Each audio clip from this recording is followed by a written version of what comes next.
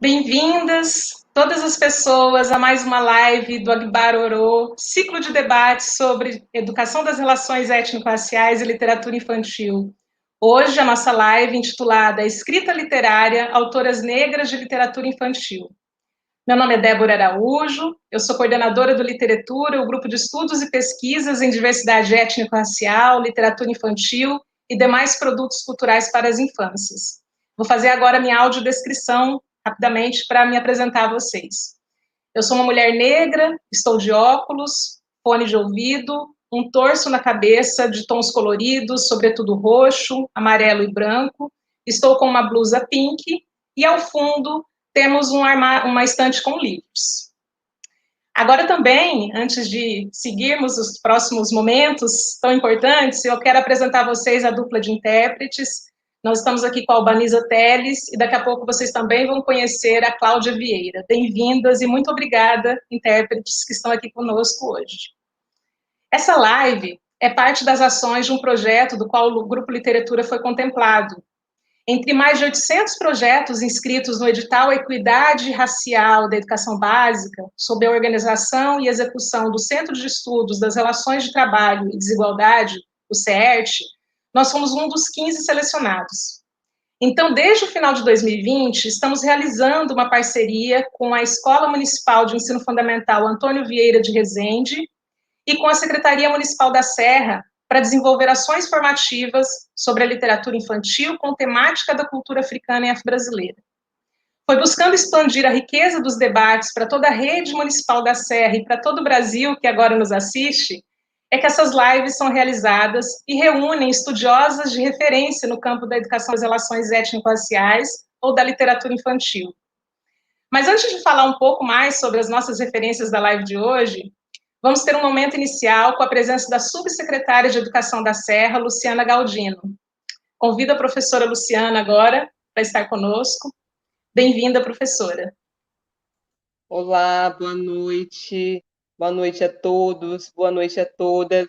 Obrigada, Débora, pela recepção, pela acolhida.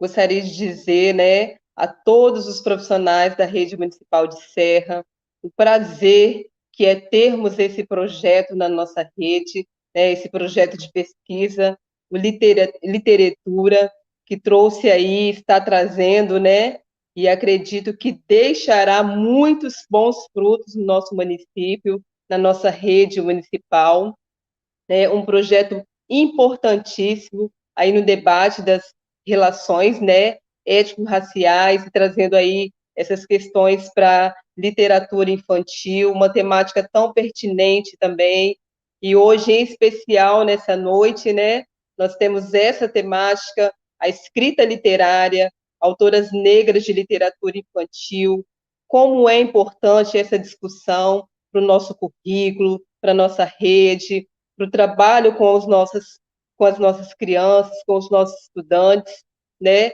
Um momento formativo ímpar para os profissionais da Rede Municipal de Serra e para todos os profissionais que têm a oportunidade de prestigiar esse momento formativo. Então, em nome de toda a rede municipal, em nome da Secretaria Municipal de Educação, nós agradecemos por esse projeto importantíssimo, né? E fomos contemplados aí, e o nosso município tem desfrutado desde já de todos os benefícios desse projeto. Então, assim, importante parceria, nosso agradecimento em nome de toda a Secretaria Municipal, que tenhamos um bom momento formativo, né? Tenho certeza que as discussões muito pertinentes contribuirão aí para o nosso crescimento, para a nossa formação, e assim, sejam bem-vindas as professoras que estarão conosco, e nosso muito obrigado em nome de toda a rede municipal. Sejam bem-vindos, sejam bem-vindas. Nós que agradecemos, professora Luciana, pela oportunidade de trocarmos experiências e aprendermos também tanto com os professores e professoras da Rede Municipal da Serra. Então, bem-vinda mais uma vez. Obrigada. Vou seguir aqui com alguns agradecimentos antes de passar para a nossa primeira palestrante, tá? Então, eu preciso deixar registrado, em nome do Grupo Literatura, os agradecimentos a muitas pessoas, Mas como é impossível a gente agradecer a todas, então eu vou nominar as instituições. Secretaria Municipal de Educação da Serra, a Coordenação de Estudos Étnico-Raciais, na pessoa da coordenadora Juliana Lucas e da equipe Franciele Polés, Joelma Rocha Trancoso, Rosângela Santos, a equipe, o Centro de Formação da Serra, na pessoa da professora Nilceia Moreira, que está, né, coordenando este canal Educa Serra, e a maravilhosa, profissional, a mais linda equipe que está gerenciando uma live no Brasil hoje, que é a equipe formada por essas lindas mulheres, Kátia Costa, Ariane Meirelles, Joelma Rocha, Rosângela Santos, Jaqueline Mota e Lucilene Soares. Então, agora, sem mais delongas, que a ideia é a gente ouvir essas lindas mulheres, essas maravilhosas professoras que vão falar com a gente hoje, é chegado o momento, então, de eu apresentar, né? Mas antes, só mais uma coisinha que eu preciso falar.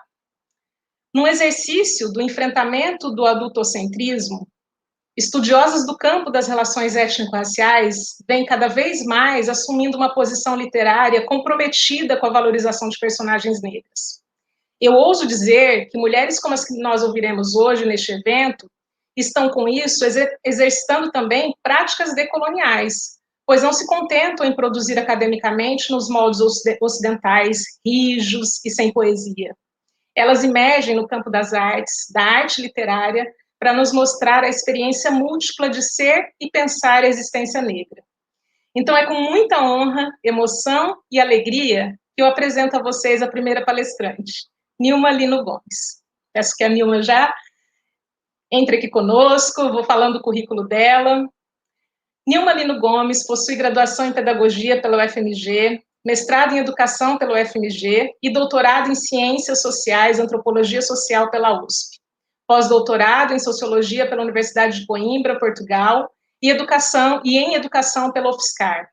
É professora titular emérita da UFMG, bolsista de produtividade do CNPq, coordenadora do Núcleo de Estudos e Pesquisas sobre Relações Raciais e Ações Afirmativas, UNERA, CNPq, e docente do Programa de Pós-Graduação em Educação, Conhecimento e Inclusão Social da FAI, UFMG. Foi reitora pro-tempore da Universidade da Integração Internacional Lusofonia Afro-Brasileira, Unilab, de 2013 a 2014, ministra da Secretaria de Políticas de Promoção da Igualdade Racial, Juventude e Direitos Humanos no governo da presidenta Dilma Rousseff, de 2015 a 2016.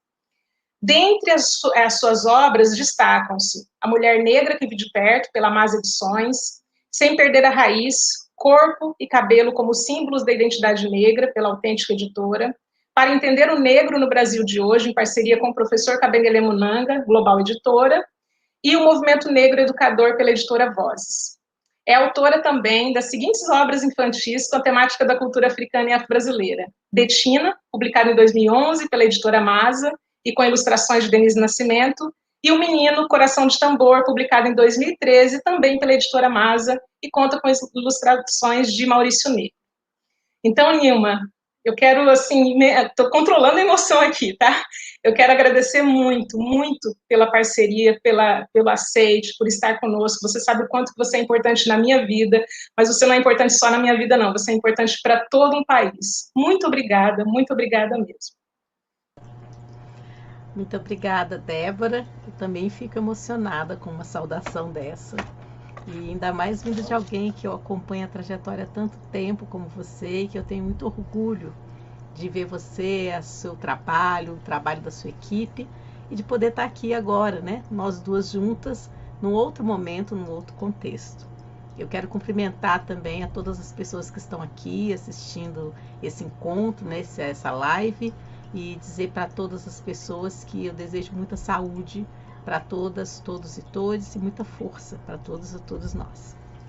Bom, eu também quero fazer um agradecimento ao Literatura e a toda a equipe, Débora, que atua com você, agradecendo também à Secretaria Municipal de Serra e essa parceria. Quero cumprimentar a Luciana, que é a subsecretária pedagógica do município de Serra, que esteve aqui conosco e deve estar assistindo essa live. E é essa parceria que o CERT tem possibilitado, né, um trabalho que o CERT tem possibilitado, junto à educação escolar. Isso é muito, muito importante. E eu me orientei um pouco pela nossa conversa, Débora. Eu quero agradecer também às intérpretes de sinais, não podemos esquecer de Libras, que é a Albaniza Teles e a Cláudia Vieira, né? É um prazer estar aqui com vocês conosco. Eu vou fazer a minha audiodescrição também.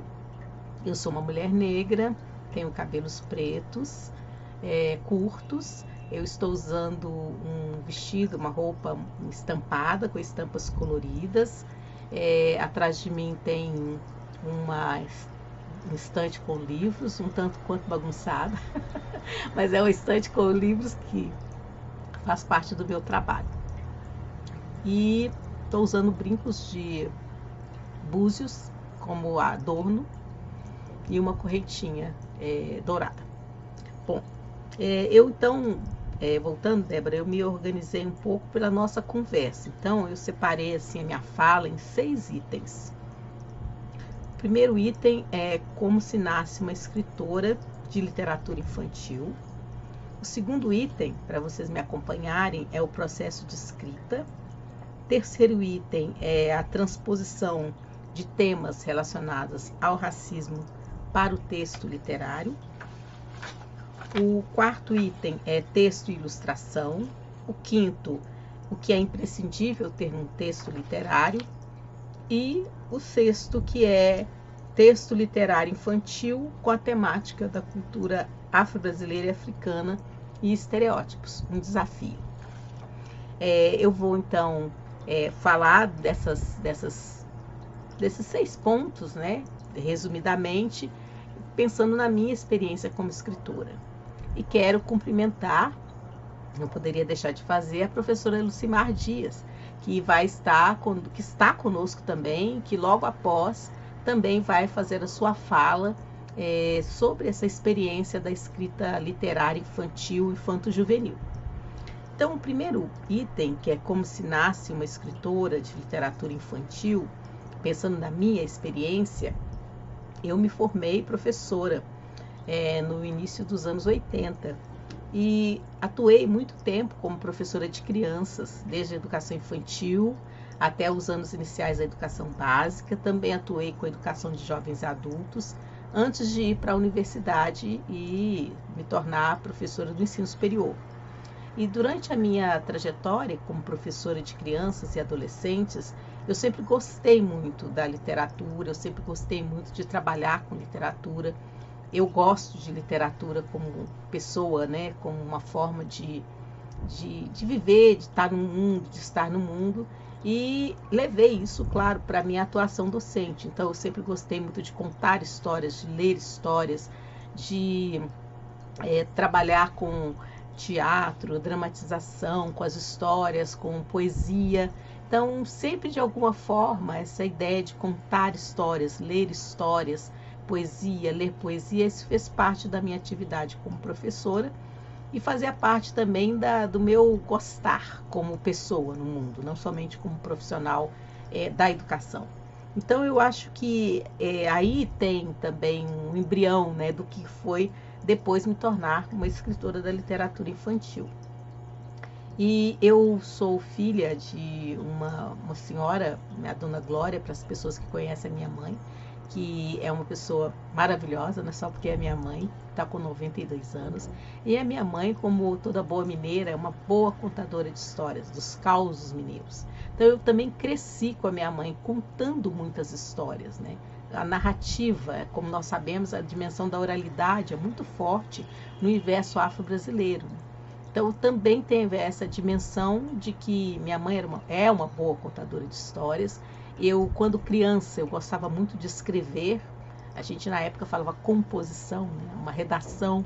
Eu também escrevia inventando muitas histórias. Então, acho que hoje, né, adulta e profissional, mais tarde, é que eu, olhando para a minha trajetória, eu vou percebendo ali que tinha embriãozinhos já de uma futura pessoa que se dedicaria em alguma parte do seu tempo para escrever histórias, escrever literatura. Então, eu acho que eu fui me fazendo dessa forma. E depois, quando eu fiz a minha tese de doutorado, que eu entrevistei cabeleireiras e cabeleireiros de salões afro aqui em Belo Horizonte, a Masa, que é a dona da Masa Edições, na qual eu tenho vários livros publicados, a Masa, um dia ela conversou comigo e me fez um desafio. Ela falou assim: eu quero que você escreva um livro de literatura infantil, infanto-juvenil, e eu gostaria que você fizesse um livro falando da história da Betina. Então, para as pessoas que não sabem, a Betina existe, né? A Betina é uma mulher negra, cabeleireira afro, aqui em Belo Horizonte, que tem uma história belíssima de luta, de resistência. É ela que eu entrevistei, ela é uma das cabeleireiras que eu entrevistei para escrever a minha tese de doutorado. E o relato da história de vida da Betina é um relato muito forte, de todas e todos que estão no livro são relatos fortes. Mas o dela, em especial, ele é muito forte. E no processo da pesquisa, eu acabei me tornando amiga da Betina. E depois nós nos tornamos amiga, eu me tornei cliente da Betina. E a Masa já conhece a Betina há muito tempo, porque tem uma geração de mulheres negras aqui na minha cidade, em Belo Horizonte, que durante um bom tempo frequentava o salão de Betina, e homens também.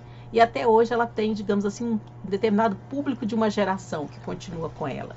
E ela é uma mulher muito atuante em Belo Horizonte, na luta, na resistência negra. Ela sempre estava envolvida, que é, para quem conhece o meu livro, uma característica desses salões que eu pesquisei. Eles não eram só espaços estéticos da beleza negra, mas eles são, e eram e são, porque alguns já não existem mais, espaços políticos e espaços educativos. Essa é uma das conclusões que eu chego.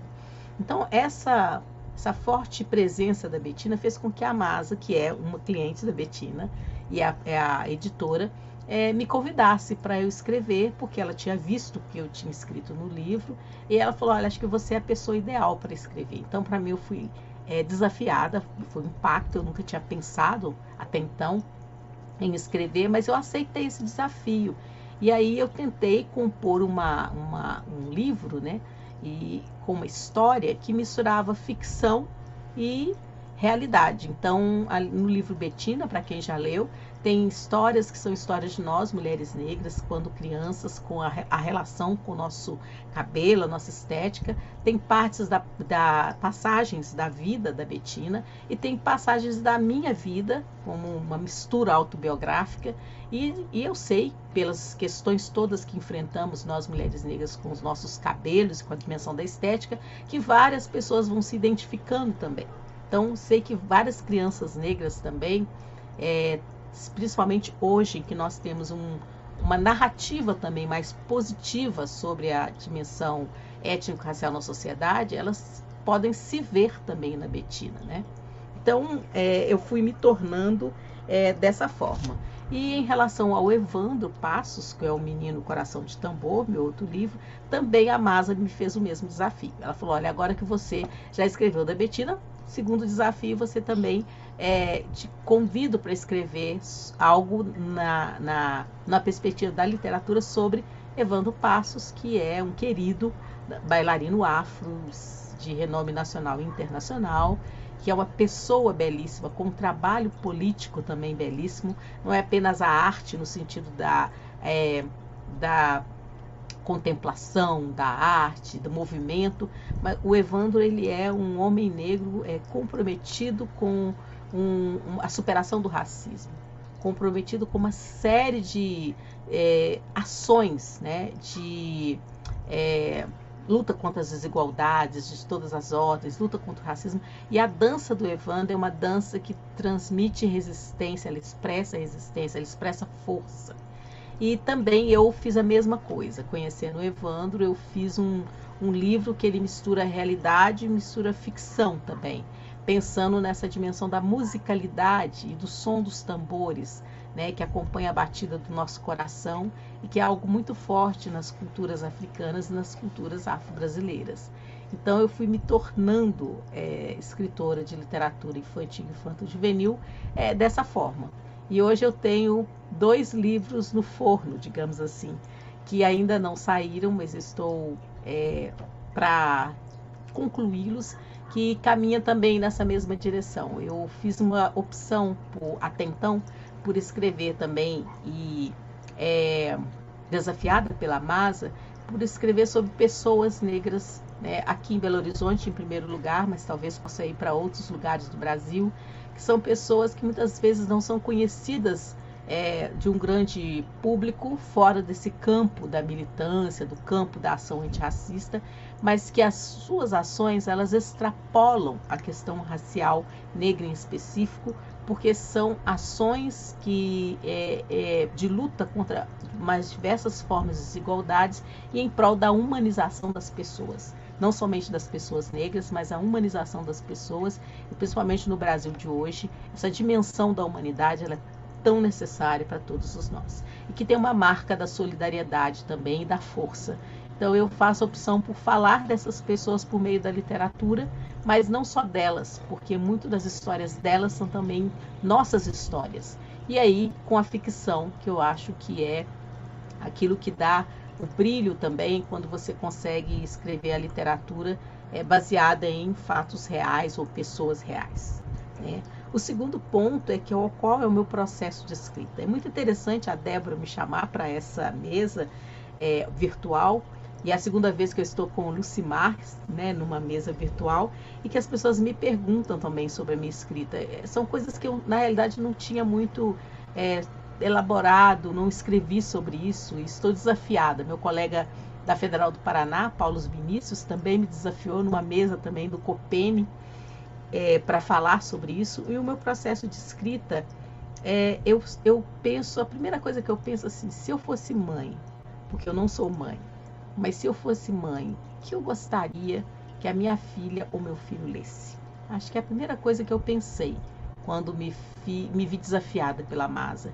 Porque como professora, eu acompanhei, principalmente das décadas de 80, 90, eu acompanhei todo esse processo até chegar agora, né, que nós estamos nos anos 2000, que é o que nós vemos no Literatura, em tantos outros projetos, que é um revigorar, uma ressignificação dessa escrita literária para crianças e adolescentes, numa perspectiva das culturas afro-brasileiras, da cultura africana, numa perspectiva negra, que traz protagonismo das personagens negras, que traz a humanidade dessas personagens, que se contrapõe aos estereótipos e livros tão estereotipados que nós temos ainda, não só na literatura, mas a presença negra nos livros didáticos, etc. Então eu, como professora, eu vivi esse processo da ausência desse material, da ausência dessa literatura, da ausência desse livro didático, da crítica que a gente fazia, que nós, movimento negro, nós, acadêmicas e acadêmicos negros e professoras da educação básica, negros e negras, fazíamos a esse material que chegava às nossas mãos.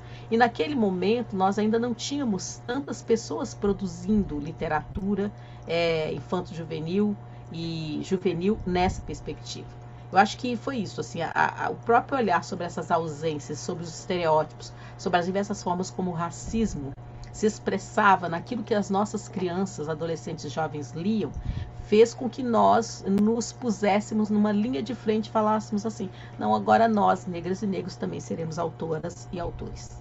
Eu acho que eu venho daí, o meu processo de escrita, ele vem dessa minha pergunta, porque é uma pergunta que eu me faço, né, e me fiz daquela época, porque diante de uma indignação, quando professora, eu encontrava pouquíssimo material que eu poderia dizer assim, olha, esse livro eu daria para minha filha ler, ou para o meu filho ler, se eu estivesse. Então, acho que é a primeira coisa do meu processo de escrita.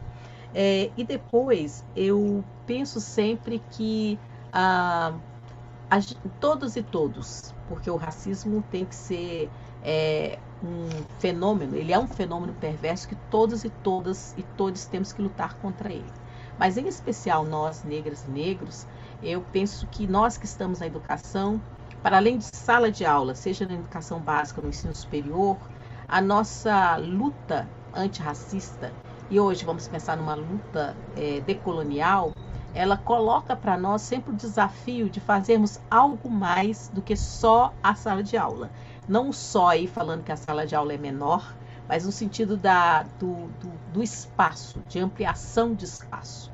Então, somos professoras e professores, estamos no cotidiano de sala de aula, na educação básica, no ensino superior, mas a luta contra o racismo não nos permite ficarmos num único espaço. Nós precisamos de ampliar os nossos espaços. E cada uma vai descobrir esse para onde ampliar, aonde quer ampliar, aonde tem condições de ampliar.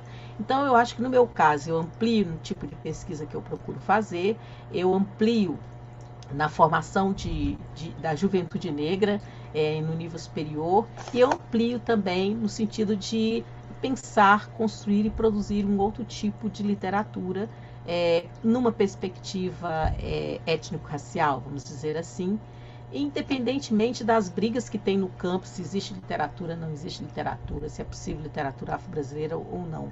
Eu acho que a gente não pode se ater a esse tipo de questão, que às vezes vira um falso problema, mas o que nós temos que fazer é produzir, sim, e disputar nesse mercado editorial as nossas perspectivas, os nossos sentimentos, a nossa forma de dar força e de resistir a esse racismo que está impregnado em tudo aquilo que é o escolar no Brasil.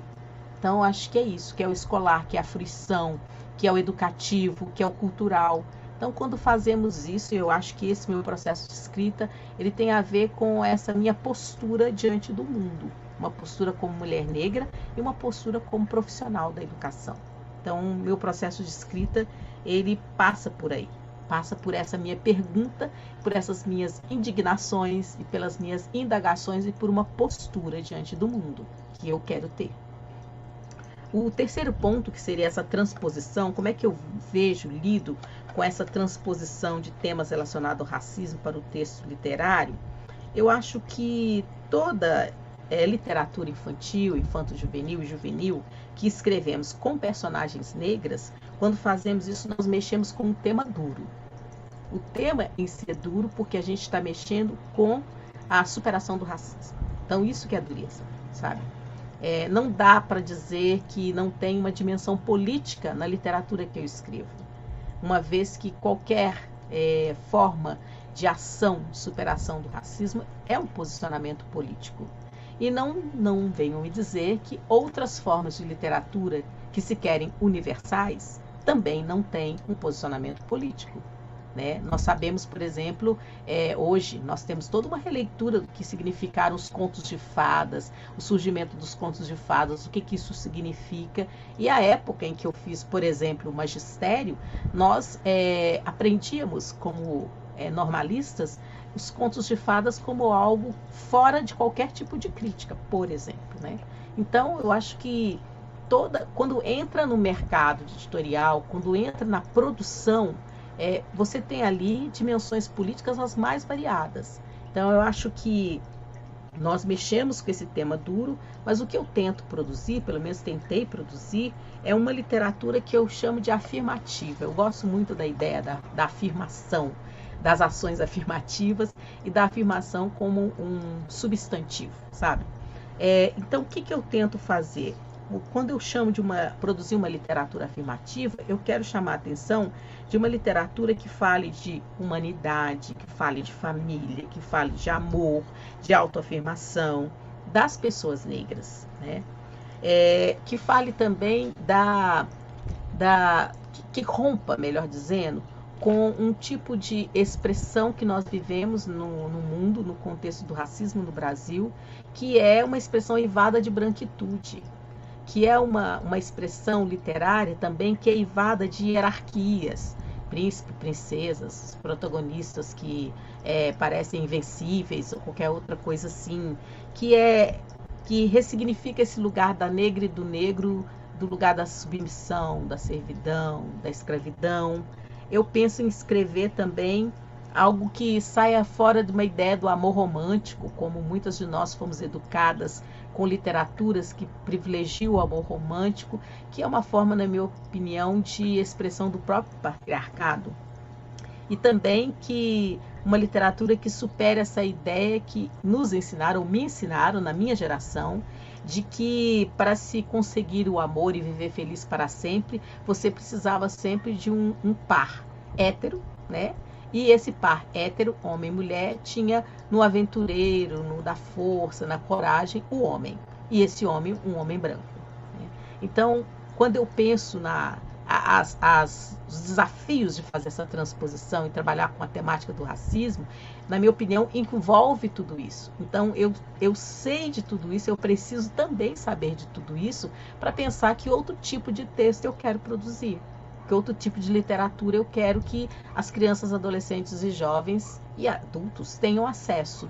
Eu acho que é saber essa dureza do racismo, como que ela se expressa de várias maneiras e como ela vem se expressando no próprio campo da produção literária, né? E aí em romper com isso, né? Eu penso também que é uma literatura que eu tento produzir tensionando, né, o racismo, quando eu produzo essa literatura. Eu acho que é algo que fale do cotidiano das pessoas negras, né? Que é um cotidiano tão humano quanto das pessoas não negras também. E que fale desse cotidiano das mais diversas formas, seja uma família do interior que tem o seu filho, que cria o filho, e esse filho depois se torna um bailarino, seja a relação de amor de uma avó com uma neta, né, no interior da casa, na família, sabe? E depois essa neta na escola. Então, assim, é pensar um cotidiano, porque o que o racismo tenta nos roubar é a nossa humanidade. E quando ele tenta nos roubar a nossa humanidade, ele nos coloca como exóticos, como selvagens, como diferentes demais, e retira das pessoas negras o que é a coisa mais simples, que é uma cotidianidade. E isso acontece também quando nós pensamos nas telenovelas, né? Quando nós pensamos no cinema. E contra tudo isso, hoje existe uma outra estética negra que se impõe, né? E se impõe afirmando a nossa humanidade, né? Então, eu acho que eu lido com esse processo da dureza do racismo, olhando inclusive para essa forma ardilosa como o racismo brasileiro se expressa. Então, eu acho que a coisa mais bonita que tem é quando você pega uma literatura que trabalha com a expressão afro-brasileira e africana e que ela tá dando densidade a um cotidiano que nos negam, entendeu? A um cotidiano que parece que ele, para nosso cotidiano, ele só existe violência, só existe submissão, subordinação, etc. E não existe luta, não existe resistência, não existe amor, não existe sentimento, sabe? Não existe solidariedade, não existe repensar, não existe uma mudança na vida de posição. Então, isso que eu acho que são formas de fazer talvez essa transposição. E essa relação do texto e ilustração, o quarto ponto, eu fui também, assim, eu tive o privilégio, fui premiada com 2 ilustradores que eu julgo que são muito bons, maravilhosos. Uma que é a Denise Nascimento, do Betina, e outro Maurício Negro, do Menino Coração do Tambor, como a Débora já falou. E o meu contato com os dois nunca foi um contato de pessoal, mas foi intermediado pela editora, porque a Masa é uma pessoa de uma sensibilidade incrível, quem conhece a Masa. E aí eu só falei com ela o seguinte: olha, o livro da Betina tem que ser uma mulher para ilustrar, uma mulher negra, não pode ser outra. E ela me mostrou outras provas, homens, que eu falei, não dá certo. E a Denise foi um presente, porque ela tem um desenho de uma fino, delicado, né? Com algo do feminino que ela tem e de um feminino que afirma. E a Denise, eu já tinha visto ilustrações dela antes. E eu falei, mas eu queria muito que essa ilustradora aceitasse ilustrar o Betina, e ela aceitou. Então, ela conhece a Betina, ela já foi ao salão da Betina. Então, tudo isso, quando ela desenhou algo muito próximo do nosso universo de mulheres negras, né? Então, eu acho aquela ilustração belíssima. E o Maurício Negro, quando o Masa também apresentou o meu livro para ele, vem de uma dimensão que ele conhece muito bem, esse universo afro-brasileiro. Ele não é negro, a Denise é. E o desenho dele é um desenho de força, sabe? É um desenho de força, é um traço forte. Não é só porque é um homem, mas é porque ele entende dessa dimensão da força desse universo afro-brasileiro. Então, eu fui premiada com esses dois quando vi a prova dos livros e aprovei, então, a ilustração de ambos. E o que eu considero imprescindível em texto literário infantil com a temática da cultura afro-brasileira e africana, eu acho que eu já falei sobre isso um pouco, que é valorizar, expressar essa humanidade das pessoas negras que o racismo insiste em nos roubar, né? Eu acho que como isso? Pode me perguntar. Professora Nilma, como? Eu acho que cada autor e cada autora irá saber. Mas eu convido as pessoas que me escutam agora a se aventurar nesse caminho, né?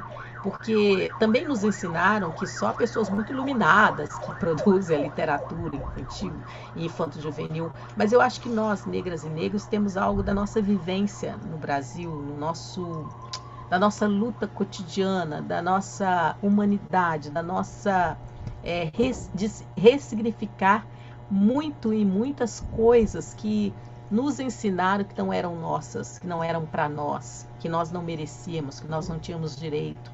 Então eu imagino que as pessoas que me escutam, que são pessoas negras, sabem muito bem que eu estou falando disso. E as pessoas brancas, antirracistas, elas conseguem, na minha perspectiva, não sentir a dor que nós sentimos quando o racismo se impõe a nós, mas ser solidária e ter o coração também disposto a se somar a nós e a lutar por um mundo mais justo, um mundo com mais justiça social, com mais justiça cognitiva. É o que eu espero das pessoas não negras, das pessoas brancas antirracistas. Então, eu acho que o que é imprescindível nesse texto literário, eu acho que é isso. Eu acho que é nos olhar dessa forma, olhar as pessoas negras dessa forma, com a densidade do que significa ser negro e ser negra no Brasil. E com relação ao texto literário com a temática da cultura africana, afro-brasileira e africana, estereótipos, né? Que conselhos que eu daria, né? Se é que posso dizer assim. Eu acho que a primeira coisa é escrever com sentimento, com emoção. Eu acho que tem que fluir o sentimento e a emoção. E quando se pensa num tema, quando se pensa numa personagem, quando vai se construindo uma narrativa, uma história, eu acho que o que eu faço, né, é uma experiência minha, mas que eu posso compartilhar, é aquela pergunta que eu disse para vocês que eu me fiz. O que é que eu gostaria que crianças negras lessem, ouvissem, ou meus filhos e minhas filhas, se eu tivesse, ou sobrinhos e sobrinhas, lessem que literatura sobre si, que falasse sobre si, sua história, seu universo afro-brasileiro de vivência. O que eu gostaria? O que eu sinto falta, que eu não encontro?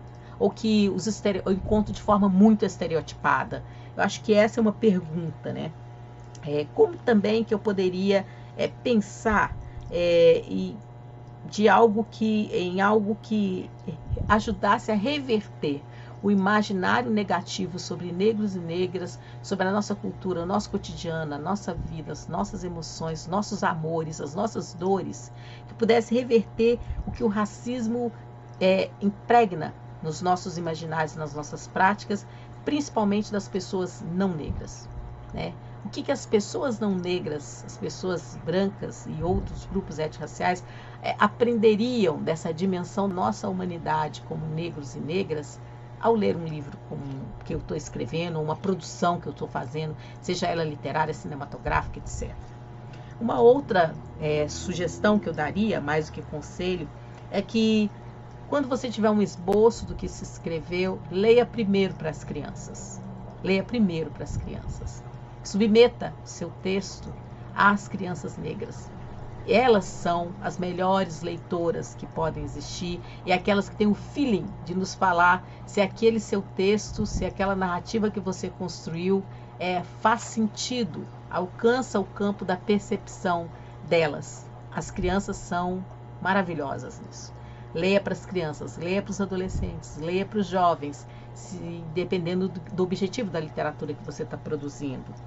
E uma outra sugestão que eu dou é que depois, passando pelo crivo das crianças, dos adolescentes e dos jovens, também leia para pessoas negras sensíveis, né? Sensíveis com a dimensão racial e com a luta contra o racismo no Brasil, no mundo, no cotidiano. Essa pessoa pode ser desde a minha mãe, por exemplo, com 92 anos, ela pode ser um colega, ela pode ser uma colega, ela sabe, mas você sabe, nós sabemos, pessoas que são extremamente sensíveis para essas questões, que poderiam ler o seu texto, que você poderia ler o texto para ela.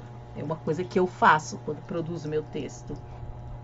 E depois, a outra sugestão é ser humilde para ouvir, e aceitar as críticas. Porque de nada adianta eu submeter meu texto às crianças ou a pessoas sensíveis, etc., e ser uma pessoa arrogante de achar que aquelas críticas, imagina que meu texto está maravilhoso, e essas pessoas não sabem bem o valor que tem a minha escrita, entendeu? Então, seja humilde, inclusive, para entender, por exemplo, que esse não é um bom texto. Esse que eu escrevi não é um bom texto. Então, eu não vou colocá-lo na roda, como se diz o ditado, eu não vou circulá-lo, porque, de fato, ele precisa ainda de muitos retoques para que ele chegue numa dimensão que eu consiga produzir algo que faça sentido para as pessoas que vão ler. Principalmente, que faça sentido para as crianças, adolescentes, ou para as crianças, adolescentes e jovens, dependendo de qual é a faixa etária, qual é o tipo, melhor dizendo, de literatura que você quer produzir e quem você quer como leitor ou leitora principal. Porque a literatura para as crianças não precisa ser só as crianças, nós sabemos disso, que adultos e adultas podem ler, podem se fruir, sentir a fruição, etc. Mas você tem um público central, né? Então, pensando naquele público central. Eu acho que são essas questões que eu poderia destacar do meu processo como escritora de literatura de expressão afro-brasileira e africana para as crianças, adolescentes e jovens. E agora eu quero produzir algo também que fale da minha leitura sobre África, né? Mais especificamente Moçambique, que é um país africano que eu amo e que eu considero que é o meu segundo país, que eu tenho aprendido muito, que tem uma cultura maravilhosa, uma dimensão da narrativa, da oralidade fantástica, onde eu tenho muitos amigos e amigas, e eu também espero produzir algo sobre Moçambique para as crianças. É isso que eu gostaria de compartilhar, Débora. Nilma, a gente vai buscando palavras aqui para poder expressar a riqueza do que foi esse momento te ouvindo. Eu comecei a anotar, eu falei, não, eu vou desistir de anotar, porque é mais importante eu contemplar e ficar ouvindo. E aí, a única coisa que eu tenho para te dizer, Nilma, assim, de cara, pensando na Masa, né? A Masa é uma figura central aí na provocação da sua escrita literária infantil, né? Então, vou fazer uma provocação, quem sou eu, né? Um beijo para a Masa, mas quem sou eu para falar? Mas também escreva sobre teoria da literatura infantil, Nilma, porque o que você fez hoje, você deu uma aula para nós. E eu estou pensando que a Nória está assistindo, tantas outras pesquisadoras do campo, e aí eu estou, assim, sabe, impressionada com o nível de profundidade teórica e analítica que você fez aqui. Então, para mim, eu estou contemplada com uma aula e, ao mesmo tempo, eu estou, assim, enriquecida. Eu acho que todo o pessoal da literatura, todas as pessoas que hoje pensam a literatura infantil, tiveram um grande ensinamento. E aí, tem várias coisas que eu teria para te falar, mas a gente vai fazer um bloco, como a gente tinha combinado, a gente vai fazer um único bloquinho de 3 perguntas, a gente foi fazendo uma seleção de questões aqui para te falar, e você fica à vontade, tá? Em função do tempo, de como você quiser se organizar, tá bom? Então, são pessoas especiais que te mandaram perguntas aqui. Então, a primeira é do Literatura, a Sarita Faustino. Ela falou, Nilma, você é minha referência, trabalho em literatura infantil e corporeidade. Gostaria que você pudesse falar da importância da representatividade da corporeidade negra na educação infantil. E ela, assim, a Sarita, né, que é uma pesquisadora também, mas eu também preciso dizer que nós tivemos no nosso projeto, nesse curso que a gente está realizando, a gente teve a presença do Evandro Passos, o menino do Coração de Tambor, ele esteve conosco no vídeo, falou sobre a importância que foi aquele livro para ele, então essa questão da corporeidade marca também as nossas experiências aqui do Literatura. Aí acrescento com uma pergunta da Nória, Maria Nória de Jesus Oliveira, Negra Nória do Oxum. Ela fala, poéticas e outras correntezas, Nilma e Lu Dias. Amei, Nilma, para sairmos do nosso adultocentrismo, urge nos perguntarmos. Se eu fosse o leitor, criança ou adolescente, o que eu gostaria de ler? É uma pergunta que ela faz para que a gente pense sobre. E um comentário muito bonito da Maria Auxiliadora Costalonga. Ela fala, precisamos subverter o mercado infantil que contagia os pequeninos por meio de personagens animados, baseados nas princesas e príncipes da estética da branquitude, da superação da estética da branquitude. que a literatura alcance a animação. Então, quando você fala de ocupar espaços, de disputar, né, de produzir e disputar, você já consegue também almejar esses espaços, pensar nesses campos midiáticos mais vinculados às tecnologias? É uma questão aqui que a gente faz para você. Fechando esse bloquinho aqui de 3.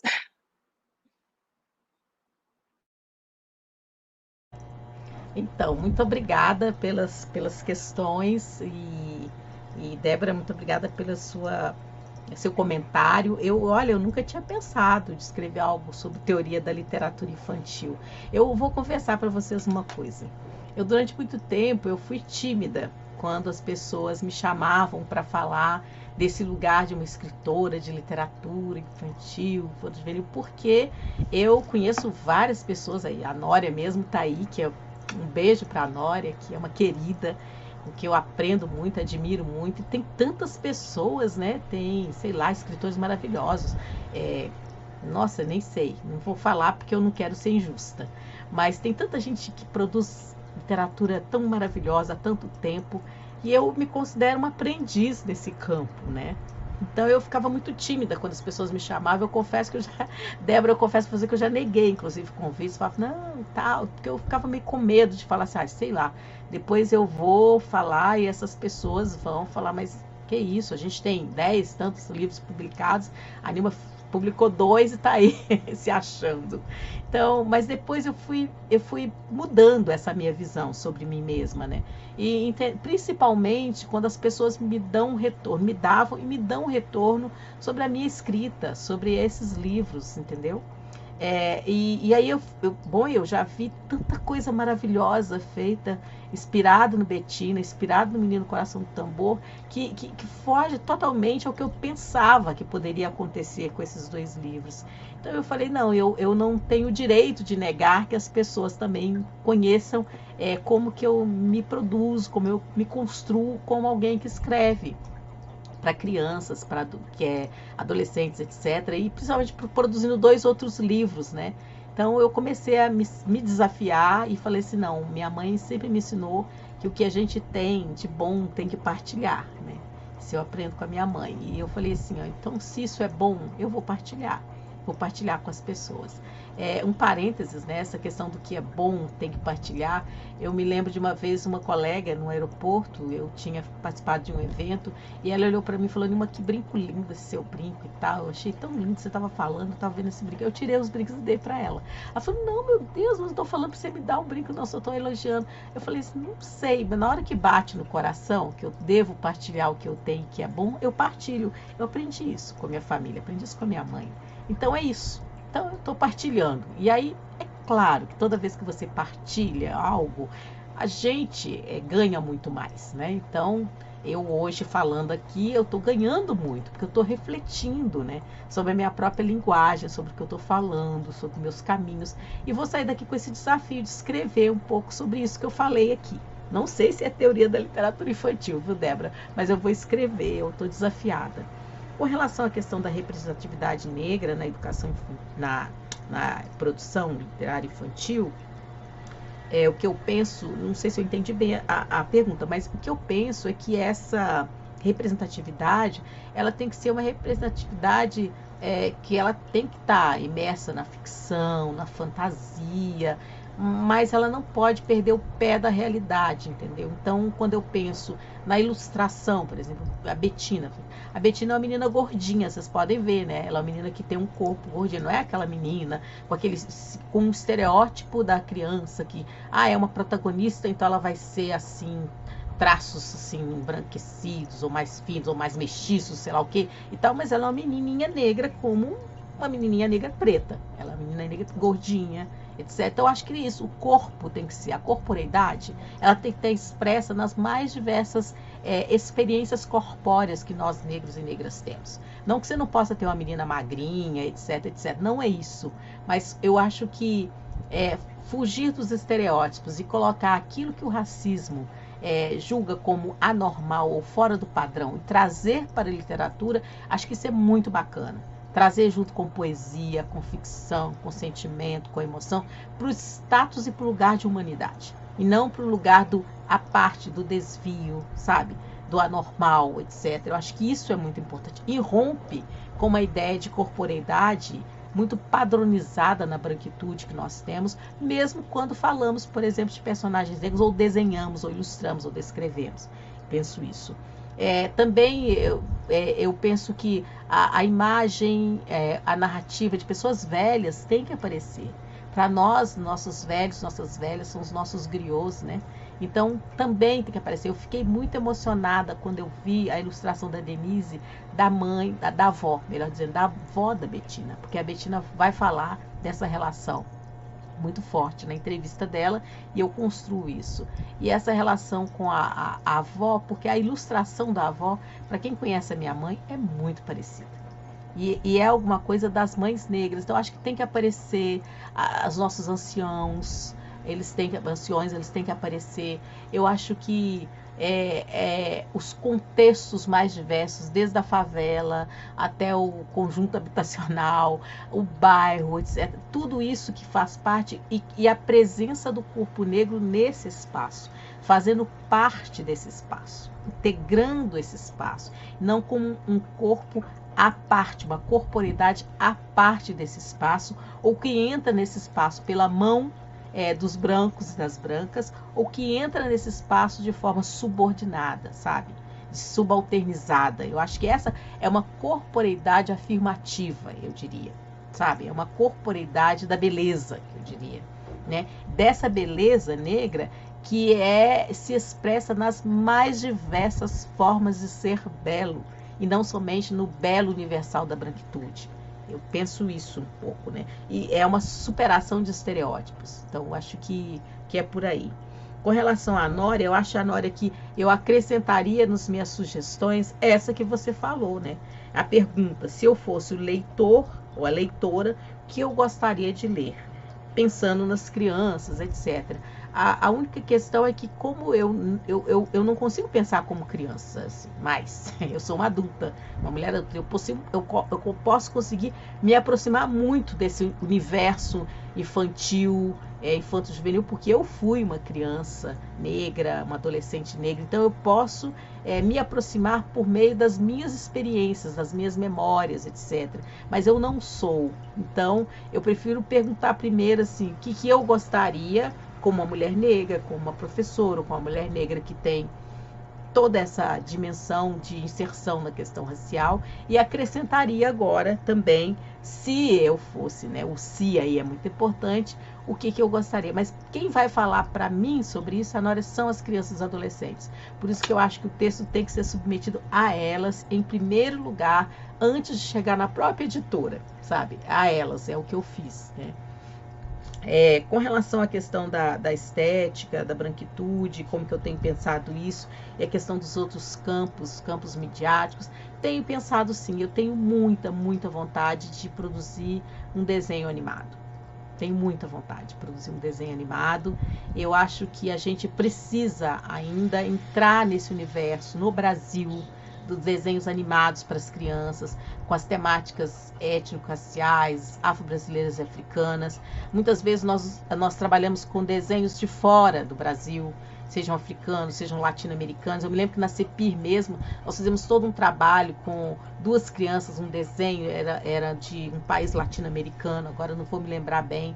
A gente fez um trabalho pelo Brasil com as crianças, tinha filminho, etc. E eu ficava pensando, puxa vida, mas por que a gente não consegue fazer isso com autores e autoras negros e negras, né? Com uma juventude negra maravilhosa que nós temos, que domina esse mundo, esse universo audiovisual, midiático. Eu tenho muita vontade de conseguir construir isso, um desenho animado, desenhos animados com essas temáticas, e que toquem os corações das crianças negras e não negras, né? As não negras no partilhamento dessa humanidade, e que nesse partilhamento da humanidade, que as crianças não negras estranhem quando verem o racismo acontecer, sabe? Que elas se sintam de estranhamento mesmo, sabe? De falar assim, não, tá fora do lugar isso.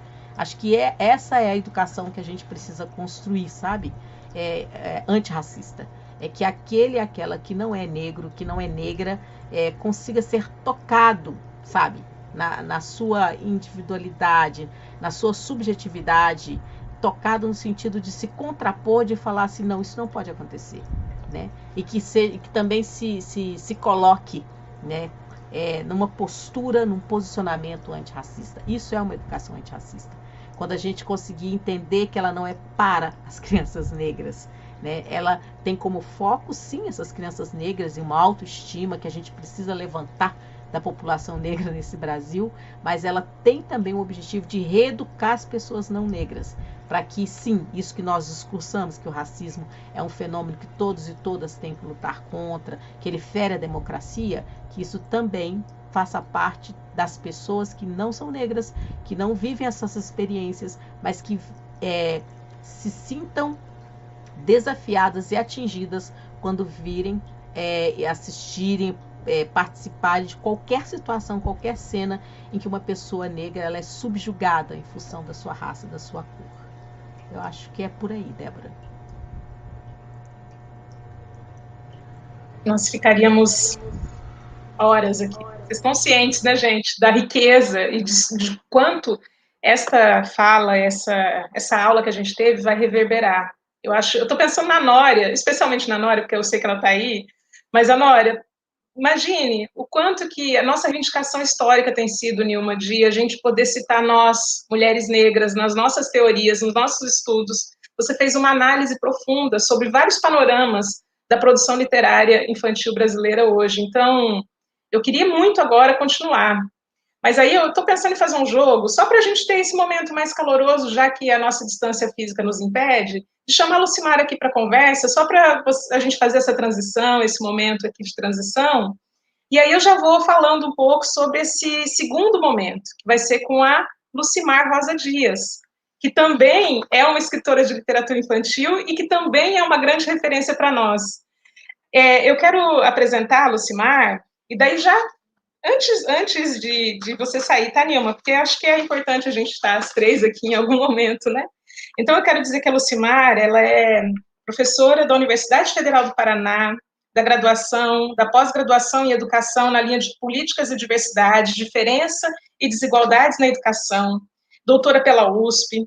Seu campo de atuação se relaciona aos seguintes temas: diversidade étnico-racial e infâncias negras e mulheres negras na educação.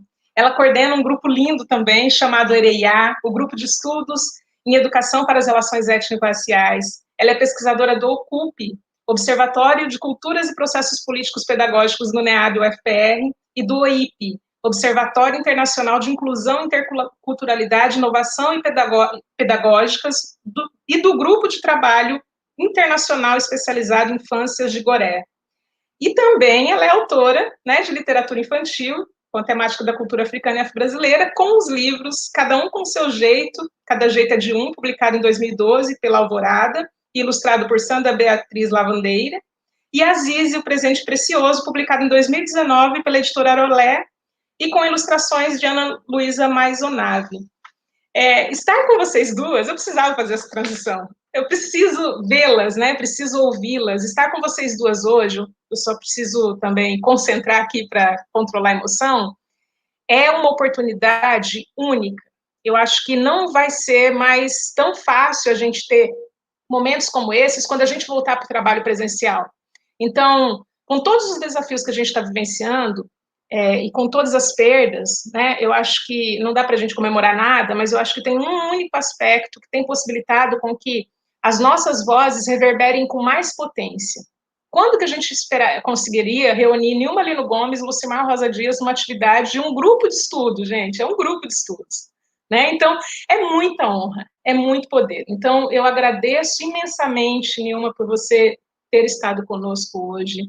Agradeço pela generosidade, pelo carinho, pela atenção. Espero que você, que os orixás, que todas as entidades, todos os ancestrais te protejam, para que você continue sendo essa grande referência que é para nós e que continue produzindo. Agora eu quero te ver na TV, eu quero te ver em todos os lugares e na teoria também. Não vejo a hora de citar Nilma Lino Gomes, não só nos estudos sobre relações étnico-raciais, mas também na infância. Muito obrigada.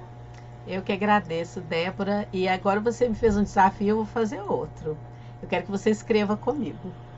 Então, nós vamos escrever juntas. Eu faço esse primeiro esboço, mas você tem que escrever junto comigo. Olha, tá todo mundo vendo, hein? Então, tá desafiada e convidada.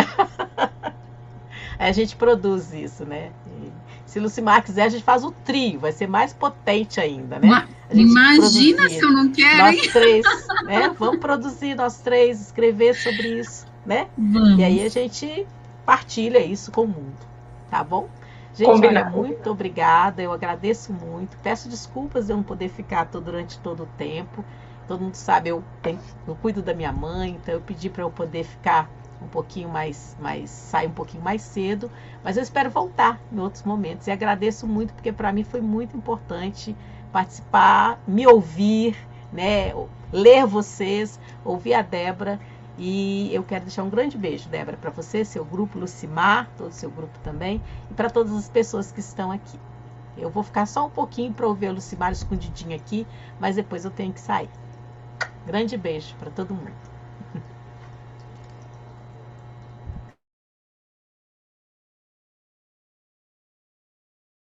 Dona da nossa noite, fique super à vontade. Eu só quero dizer o quanto que os professores e professoras da Serra são apaixonados por você, tá? Só isso que eu tenho para te dizer por enquanto. Obrigada. Bom, gente, então, boa noite. Eu estou tão emocionada, eu sempre ouço a Nilma, e eu nunca me canso de ouvir a Nilma.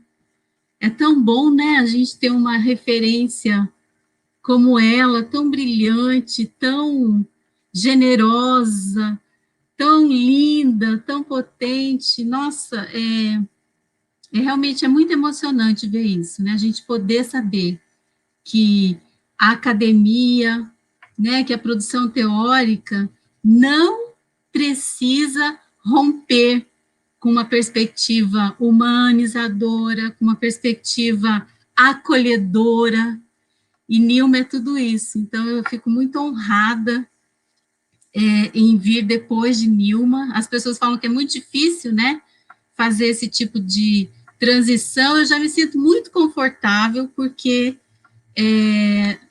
todas nós sabemos a grande referência que Nilma é. Então, quando Nilma abre, eu me sinto mais confortável, porque eu posso beber desse conhecimento, porque eu posso, né, junto com o que ela fez de reflexão, somar as minhas reflexões. Eu acho que isso também é um jeito diferente de produzir conhecimento, né? Então, não me sinto constrangida como algumas pessoas poderiam pensar, mas olha, que o coração bate forte de ver uma mulher como essa, né? Bem, vamos lá, Débora. Vamos lá. Tô aqui prontinha com a minha colinha. Olha, antes de começar que a gente vai fazer agora, para uma próxima rodada aqui da nossa conversa, nós vamos fazer um bate-papo, tá? Mais ou menos aquilo que a Nilma fez, só que agora eu vou fazendo perguntas para a Lucimar. Antes, eu quero dizer para vocês que nós vamos disparar, já está disparado um link para que vocês escrevam algumas coisas sobre... O que vocês estão achando dessa live, gente? Pensem aí, 3 palavrinhas, até 3 palavrinhas, preencham lá nesse link, tá? E sobre a lista de frequência, quando a gente disparar, ela vai ser faltando uns 20 minutinhos para acabar a nossa live, e a gente pede muita atenção no registro dos dados, tá? Para que naquele ciclo das 4 lives, a certificação seja tudo certinho, tá bom? Agora, daqui a pouco vocês vão ver a surpresa que a gente vai produzir para vocês sobre essas palavras que vocês estão selecionando para nós. Então, Lucimar, vamos lá. Vamos lá. Você tem os slides, né? Quer compartilhar já os slides? Que daí, enquanto isso, eu já vou te perguntando. Como e quando nasce a escritora de literatura infantil Lucimar Rosa Dias? Bom, eu preparei alguns slides que eu espero que eu consiga compartilhar para vocês. É sempre aquele medo de, será que vai dar certo, né? Não. Já vai, a Jaque já deve estar preparando aí, ajeitando para nós. Tá bom. Mas a ideia, Débora, de responder essa pergunta, ela surge pensando, pode passar esse primeiro, tá? Que essa escritora, né, ela aparece, né? Não é de uma forma mágica, ela tem uma história. Essa, não sei quem tá, se vocês estão conseguindo ver, mas essa menina pequenininha, de lenço na cabeça, em cima dessa carroceria aí de uma caminhonete, sou eu. Esse maiorzinho, bem branquinho, é o meu irmão, GG, e o mais ao lado é um dos outros irmãos que eu tenho, o Edmar. A gente está indo para a igreja, meu irmão está com a bíbliazinha assim, segurando, e essa pessoa atrás de nós aqui, mais magra, é o meu pai. Então, essa escritora, ela nasce de uma família trabalhadora, né, com pouca escolaridade, de um pai, como Nilma também colocou, contador de história, e de uma mãe, igualmente, contadora de história, da oralidade. Meu pai, até hoje, conta muitas histórias. E essa menina pequena, né, da carroceria, ela cresce. No próximo slide tem uma foto dela, um pouquinho maior. Ela cresce, e nem sempre, né? Como vocês podem ver aqui, está com a carinha meio triste, cabelos curtos, não necessariamente bem cuidados, né? Por conta da própria situação que a gente vivia. Mas ela é uma menina negra de uma família que tem um pertencimento étnico-racial, que eu chamo de negro indígena, como vocês podem ver na próxima foto. Então, essa é a família dessa escritora, né? Uma mãe que é totalmente indígena, né? Ela é filha de indígena com negro, e o meu pai, um homem negro de pele clara, que produz uma família que tem um pertencimento étnico-racial diverso, sobretudo negros e indígenas como representação majoritária, porque é uma família de 7 filhos. Mas eu fui uma menina que fui cercada pela presença de pessoas brancas. Então, quando o meu irmão GG cresce, pode passar o próximo, ele sou eu entre os meus pais, né? Pode passar. Eu cresço protegida por este irmão, um menino, na época, obviamente, um menino branco, filho da mesma mãe, do mesmo pai, que teve a função de me proteger em muitos espaços escolares, mesmo que a minha mãe, né, não tivesse trazido a questão racial à tona, eu escrevo isso na minha tese, ela destinou a mim um protetor. E foi esse menino, né, o GG, que nunca alcançou nenhum grau alto de escolaridade, ficou pela escola, a escola o deixou, foi trabalhar muito cedo em oficina, mas ele foi o grande protetor desta que vos fala hoje. Eu estou aqui, né, inteira, completa, acreditando muito na vida, porque eu fui cercada dessa proteção da minha família, do meu pai, da minha mãe, mas, sobretudo, dele, que enfrentava as brigas com os meninos na escola, e que, por muito tempo, eu não soube exatamente por que isso acontecia comigo, mas eu sabia que alguém estava ali, e eu podia contar com esse alguém para me proteger. E cresci, né, depois, protegendo uma outra menina, a minha irmã mais nova, pode passar, que também é uma menina branca, né, dessa família interracial, que nós sempre estivemos juntas, só que ali, né, naquele momento, eu é que exerci esse papel de protetora, não tão protetora quanto o meu irmão foi comigo, porque, como ela era uma, né, mais nova e branca na família, ela viveu algumas situações muito difíceis provocadas por mim e pelos meus irmãos mais velhos, porque a gente dizia para ela que ela tinha sido achada na lata de lixo. Vejam a violência, né, do que é isso. Ela me perdoou, gente, mas ela, né, essa que chama Rosimar, ela foi, então, a pessoa com quem eu aprendi a proteger. Eu já tinha vivido a experiência de ser protegida e aprendi a proteger. Pode passar. Então, essa experiência, né, me torna uma adulta, me conduz, eu me casei, tenho um filho, que é esse lindão que está ali no alto, que também é fruto de um casamento interracial. Então, por que eu estou contando isso para vocês? Porque vocês vão perceber que a minha produção literária dialoga o tempo todo com essa que eu sou, né? Com essa pessoa que com essas experiências que me constituíram. Por isso é bem interessante a gente pensar, né, que o texto escrito, o texto literário, a produção, inclusive acadêmica, ela o tempo todo interage com quem somos, com o que vivemos, com que foi, né? Qual foi essa massa que nos constituiu?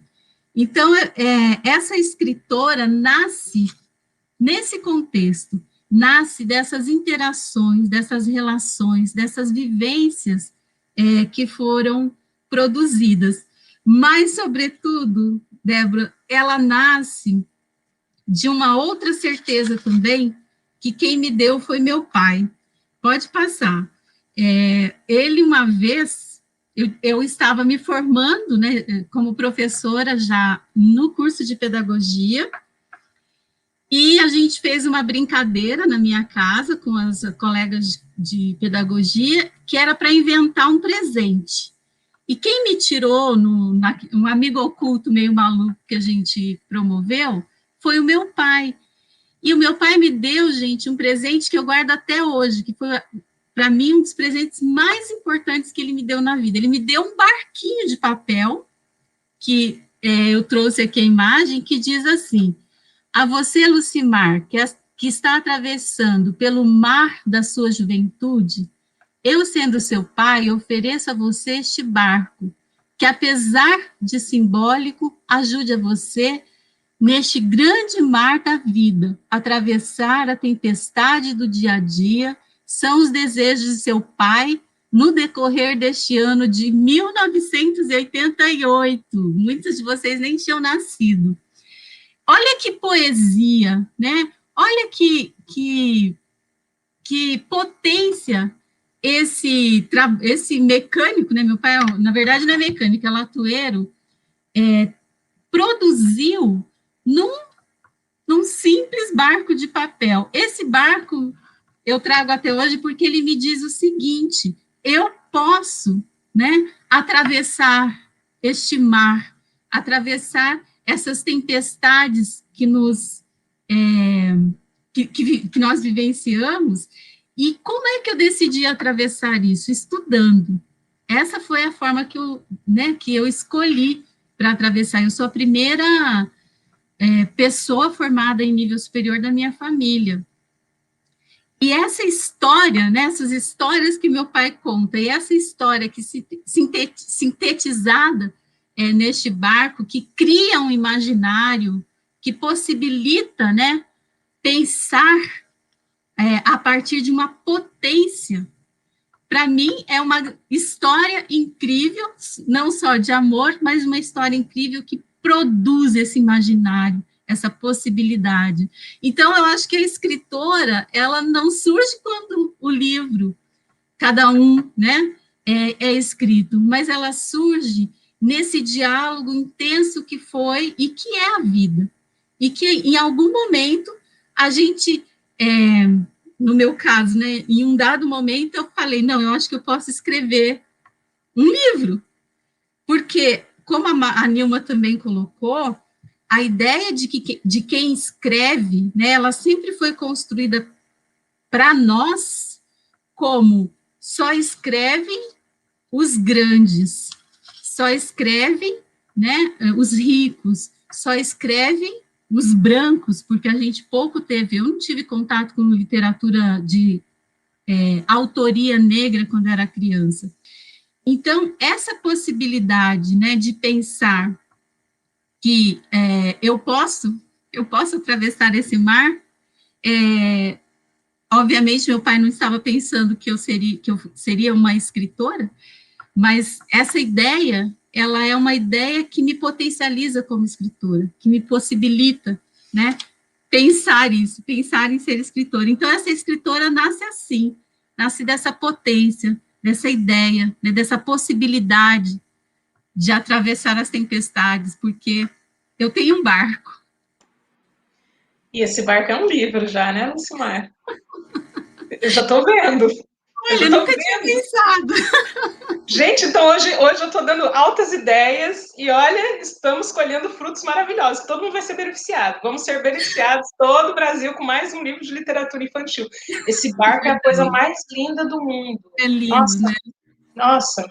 Eu estou aqui tentando manter a postura, mas não está rolando. Tá rolando muita lágrima. O chat está cheio de lágrimas também. O povo está muito emocionado. Isso tudo, Lucimar, que você fala, então, de alguma forma, você já diz para nós de onde vem esse processo de sua escrita literária, né? E aí, eu ia perguntar se você busca inspiração na vida cotidiana ou são planos, ou são temas completamente do plano fictício. Está provado que não, né? Eu acho que está muito forte, evidente, que você tira da sua vida cotidiana, da sua experiência no mundo, de ser uma mulher negra, uma mulher brasileira, uma criança negra, né, no mundo. E aí eu só acrescento, então, diante disso, você escolheu trazer uma forma de amor, né, a sua produção literária, e você faz uma escolha literária também de falar de amor. Mas, de alguma forma, o tema do racismo não é abordado nas suas obras, mas a gente sabe que é uma obra que enfrenta o racismo.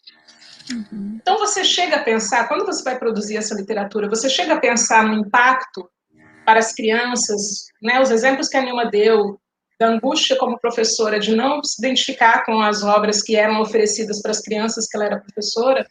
Você pensa sobre isso quando você vai escolher os temas dos seus livros? Agora mais um livro que vai ser o Barco. Daqui a pouco vai estar no título. Olha, tá ótimo, viu? Olha, Débora, eu penso sim, eu penso bastante. Aliás, eu penso muitos anos sobre esse livro, cada um, ele teve pelo menos 3 anos de pensar sobre ele, né? Eu tenho uma experiência de ter trabalhado no meu mestrado, eu sou uma mulher de 54 anos, eu fiz o meu mestrado em 95. Em 95, e eu já usava, a literatura sempre foi importante para mim. Eu já usava literatura, eu professora, e já usava literatura, achava que literatura tinha potência. No meu mestrado, não briguem comigo, tá? Estou localizando no tempo histórico. Eu usei o Menina Bonita do Laço de Fita. E logo depois não, algum tempo depois, as análises e algumas críticas que vieram ao livro me incomodavam muito, porque eu achava necessário que tivesse um livro que falasse de uma menina. Eu achava necessário que tivesse um livro que falasse de alguém, né, uma criança feliz com a forma como ela era.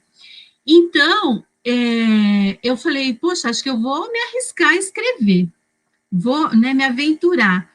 E aí pensei no livro, escrevi a história sem ilustração, e a Nilma falou de umas coisas bem interessantes, que é um processo que talvez pode ser que seja próprio desse tipo de escritora que nós somos um tipo muito específico de escritora, porque eu também testei assim, usei o livro, usei o texto em cursos de formação, usei o texto com crianças. Esse livro ele foi ilustrado muitas vezes por outras pessoas nessas atividades de formação que eu fazia, e aí a resposta era muito boa. Eu falei, nossa, né, porque eu queria muito escrever o Cada Um para criança pequena, bem pequena, porque eu achava que não tinha livros para crianças bem pequenas. Quando eu comecei a usar o livro com esse público, o livro não, né, o texto, nem tinha ilustração. Aí eu via que ele tinha um efeito bacana, que ele, né, produzia essa sensação que eu falo, eu quero que o meu livro seja sensorial, que ele produz uma sensação boa. Então, eu falei, nossa, deu certo, mas eu fui fazendo ajustes ao texto, né? porque, por exemplo, essa ideia da repetição, eu também me inspirei em outros livros, a ideia de diferenciação, né, que as crianças gostam, eu inspirei também na minha experiência como professora. Então, a ideia de transpor esse tema, né, que você fala, que é duro, que é difícil, para o texto, ela é pensada por mim, mas quando ele vai para o texto, eu não tematizo o racismo, não tematizo a dor, embora ache importante alguns textos que trazem isso, mas a minha proposta de escrita é sempre, eu penso nele, eu penso no efeito que isso produz, e aí eu quero produzir um livro que produz aquele efeito inverso, né? Então, se eu tenho uma desvalorização da criança negra, eu quero uma criança valorizada. Se eu tenho ausência de famílias felizes em textos que tragam as famílias negras, eu quero uma família classe média, feliz.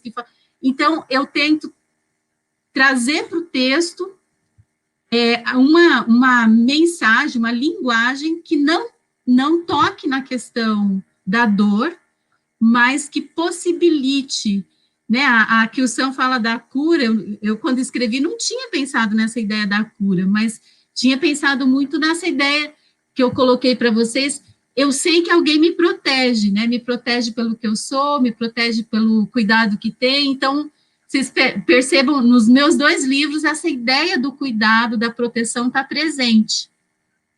A Luanda, ela é cuidada pela família inteira, né? E o Aziz é cuidado pelo amor da família que ele escolheu. Então, a minha percepção foi sempre essa, de lutar com a dureza, né? Que é o racismo, que a gente sabe que dói, mas propor para uma infância a possibilidade de viver sem o racismo, viver com a proteção, viver com amor. Mais ou menos isso, assim. Que beleza, Lucimar. Eu já te ouvi falando sobre, mas eu queria que você compartilhasse com mais gente, porque do mesmo jeito que você fala da preocupação que é o tema, né, o enfrentamento do racismo também se dá pela beleza, pelo amor, pelo afeto, elementos que até pouco tempo eram raros na literatura, na representação de personagens negras. Um aspecto muito caro para nós também é o plano da ilustração. Então, eu queria saber de você, assim, quais aspectos, ou, né, no sentido positivo ou negativo, que você destaca da integração entre o seu texto e o trabalho do ilustrador ou ilustradora.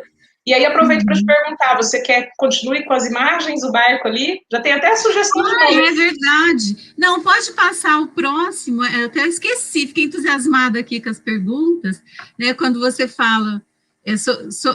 essa imagem eu acho ela linda, porque eu me acho parecida com as meninas, né?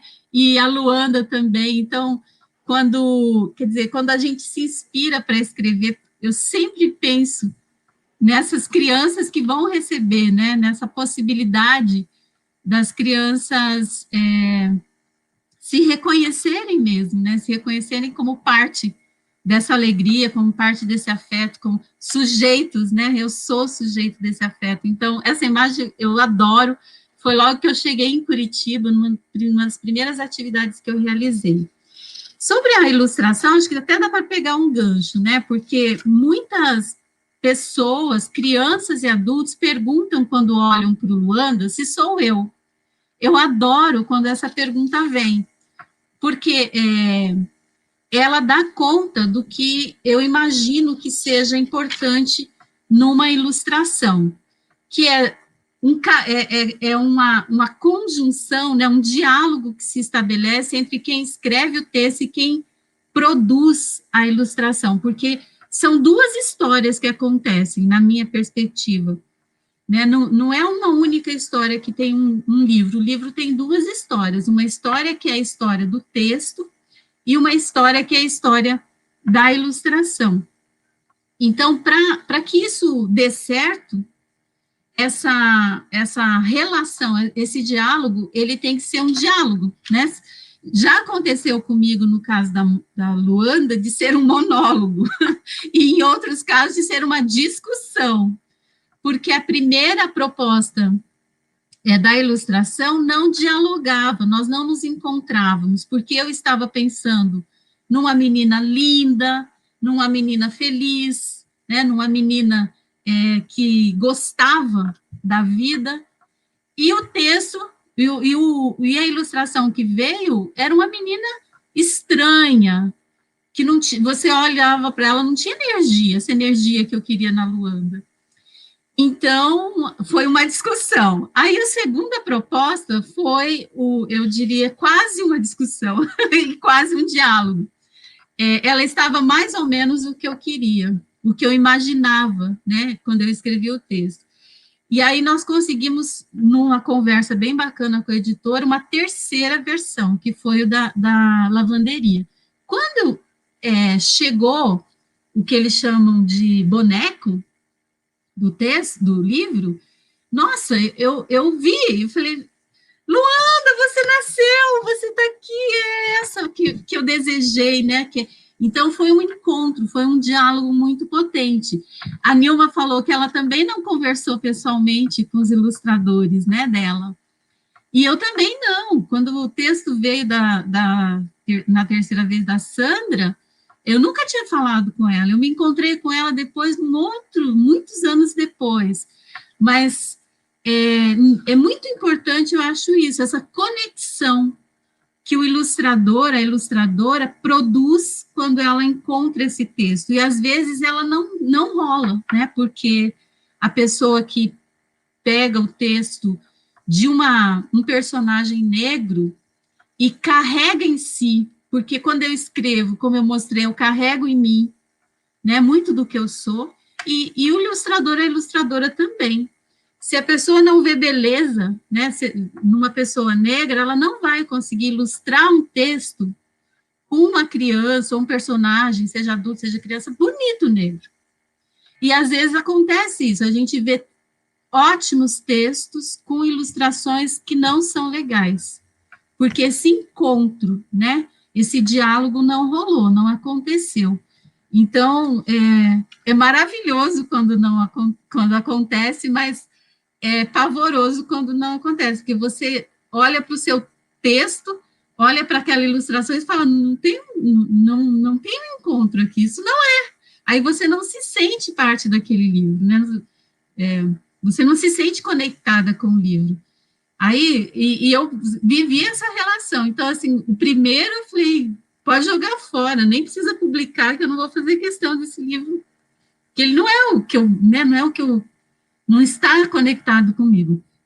E quando chegou a terceira versão, e hoje, eu tenho a maior alegria, né, de ver o livro. Eu sinto que ele é parte de mim, que ele está conectado. Então, a ilustração é muito importante. E de Azize, que daí é uma relação mais afetiva, né, com a ilustradora, mais próxima. Isso. Então, o Azize foi bem diferente mesmo. O Azize também, os meus livros são assim, eles demoram um tempão para rolar. Ele existiu um monte de tempo, faz bastante tempo mesmo, uns 3 anos antes, 4 anos antes de virar livro. Mas a ilustradora, né, uma mulher branca, é a minha ex-cunhada, eu sou separada, mas eu falei que eu não largo nem a cunhada, nem os sogros, né? E a gente tem uma super boa relação, e a gente conversou muitas vezes sobre o Azize, muitas vezes, antes do Azize acontecer.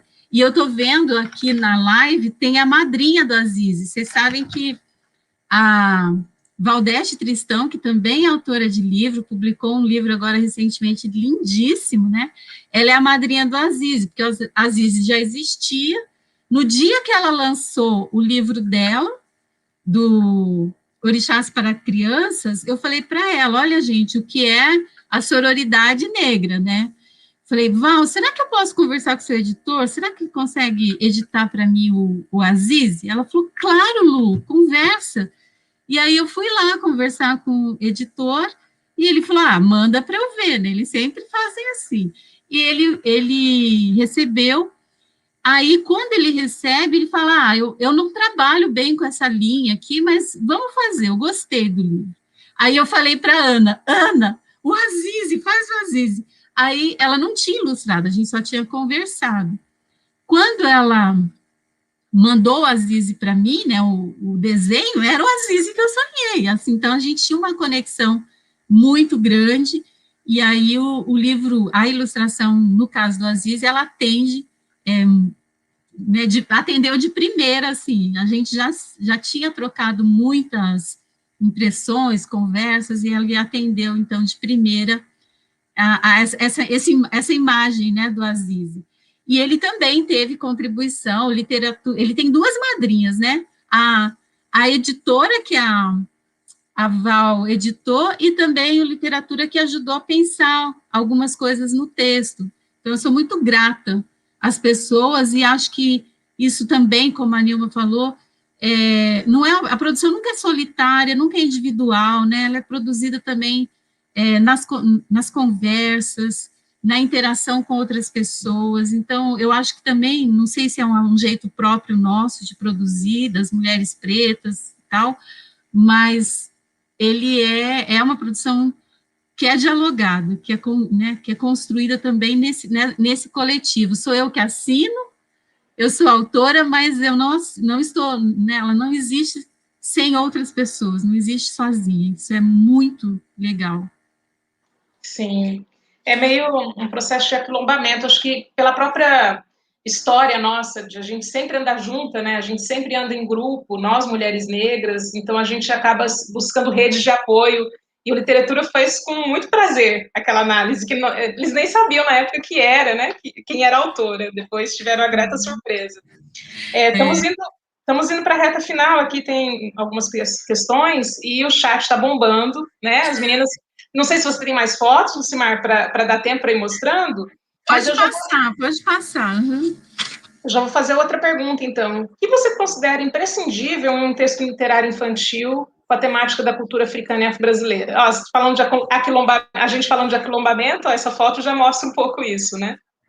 Exato, até eu trouxe porque eu pensei essa ideia do imprescindível, nossa, eu pensei muito, é uma questão bem instigante, né?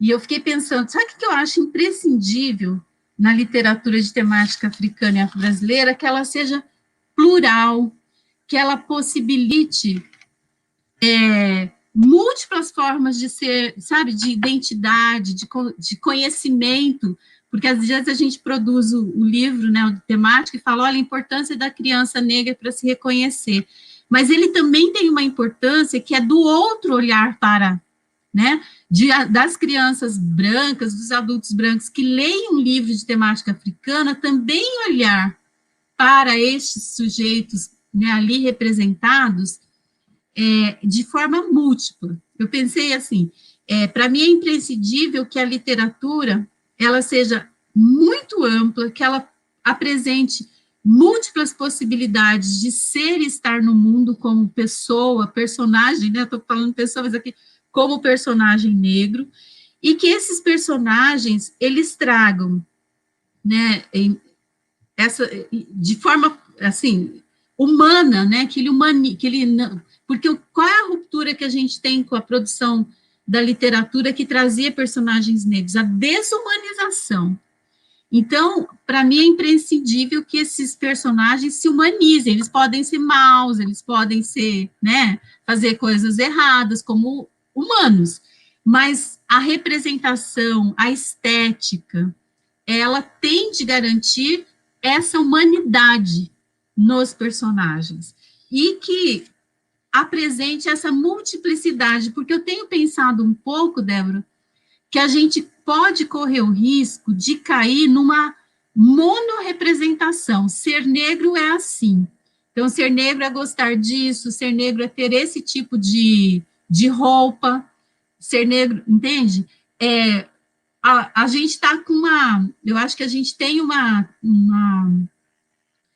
tarefa grande, que é mostrar essas multiplicidades, trazer as linguagens e a estética negra, mas, ao mesmo tempo, possibilitar ser muito diferente um do outro, né? Pensar diferente, vestir e tematizar de forma distinta, diversa.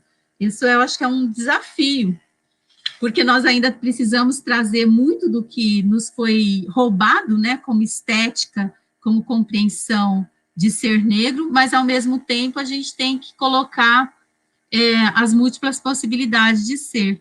Então, eu não sei muito, mas eu pensei nisso. Para mim, o imprescindível. É que parece que quase tudo é imprescindível, né, na produção literária, mas fiquei muito pensando que a multiplicidade é uma coisa importante. Eu quero que a gente tenha muitas formas de existir como negro e negra no mundo e no Brasil em especial.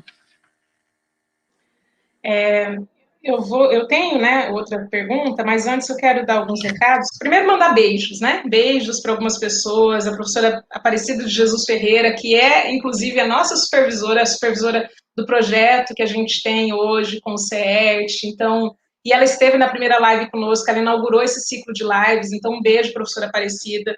Quero mandar um beijo para a professora Cleide Amorim, que também é da UFES e também está aqui hoje prestigiando e acompanhando.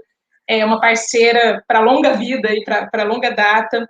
A Valdete, né? Você falou da Valdete, beijo, Valdete, maravilhosa, e também escritora de literatura infantil, e que tem possibilitado diálogos diversos com o campo da experiência religiosa também, que é uma frente necessária para a gente pensar essa multiplicidade que você fala, né? E também, eu estou vendo o chat aqui, nossa, tem muitos recados, tem muita coisa linda, Lucimar, e eu preciso destacar o que o pessoal das escolas está fazendo. Eu tenho passado, tá, gente? A professora Joelma manda para mim as fotos das atividades realizadas com as crianças, com o livro Cada Um do Seu Jeito, Cada Jeito é de Um, e a professora Lucimar está recebendo e está ficando encantada. Então, emendado um pouco na pergunta que eu vou fazer agora, se você puder falar um pouco sobre isso, tá? E das fotos também, se você quer seguir com as fotos aí dos slides. A pergunta que eu faço para você é porque, assim, a gente tem vivido, ao mesmo tempo, um processo de avanço nessa literatura hoje. A gente já não fala mais em total ausência, o que a gente pode falar ainda é em acesso, né? Porque são pequenas editoras, é um mercado muito competitivo e que vocês, escritoras negras, acabam não necessariamente acessando, né? Mas hoje a gente já pode falar numa quantidade enorme. Por exemplo, nesse projeto que a gente está realizando com a Escola Antônio Vieira de Rezende, a gente conseguiu comprar 192 livros, assim, com a temática da cultura africana e afro-brasileira. E ainda faltam seus, que a gente está comprando, porque tem que negociar valores e tal. E aí, um dos elementos, né, é quantidade. Mas será que a qualidade está vindo bem? Então, eu fico muito me preocupando, né, como pesquisadora, também provoco as pessoas a pensarem sobre a questão da literariedade, né? Porque não adianta só uma ilustração bonita, não adianta só um tema que a gente sabe que é importante, como, por exemplo, o cabelo, é um tema muito recorrente e necessário para as meninas negras, mas não adianta só isso. A literatura infantil, e eu acho que essa aula que nós estamos tendo hoje com a Nilma Lino Gomes e com a Lucimar Roça Dias está mostrando isso para nós, não é porque vai escrever para criança que tem que ser qualquer coisa, né? Elas ressignificam a posição da criança, elas recolocam a criança num protagonismo como qualquer outra pessoa. Então, nesse aspecto da literariedade, quais dicas ou conselhos que você dá para quem quer se engajar, quem quer iniciar uma escrita, mas que corre o risco de acumular estereótipos, corre o risco de esbarrar numa tentativa de uma bandeira, vamos combater o racismo com mensagens moralizantes. O que você falaria? Eu sei que é uma pergunta difícil, né? Mas... eu penso assim, quais as dicas, né? A gente tem que observar muito, a minha impressão, e é assim que eu faço, e ouvir muito quem trabalha, quem estuda, quem está, né, discutindo o tema, porque às vezes a coisa entra na moda, né? Logo depois da 10.639, as editoras ficaram muito atentas a isso e publicaram muita coisa.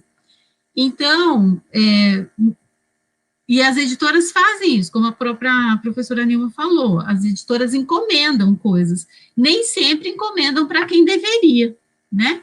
Então, elas pedem para determinados autores, esses autores, porque são consagrados para produzir outras histórias, se enveredam e produzem histórias com temática africana e afro-brasileira, sem a humildade que a Nilma chamou a atenção, de ouvir, e esse ouvir, essa escuta, não é só, né, falando, mas é lendo as pessoas que estão produzindo, é lendo Débora Araújo, que fala sobre o que é literatura de temática africana, que analisa livros, é lendo a Nória, é lendo, né, Sara Pereira, lendo pessoas que se dedicam ao estudo, porque esse é um campo de estudos, que vão apontando algumas questões que mesmo as pessoas bem intencionadas, às vezes caem, né? A gente não está livre.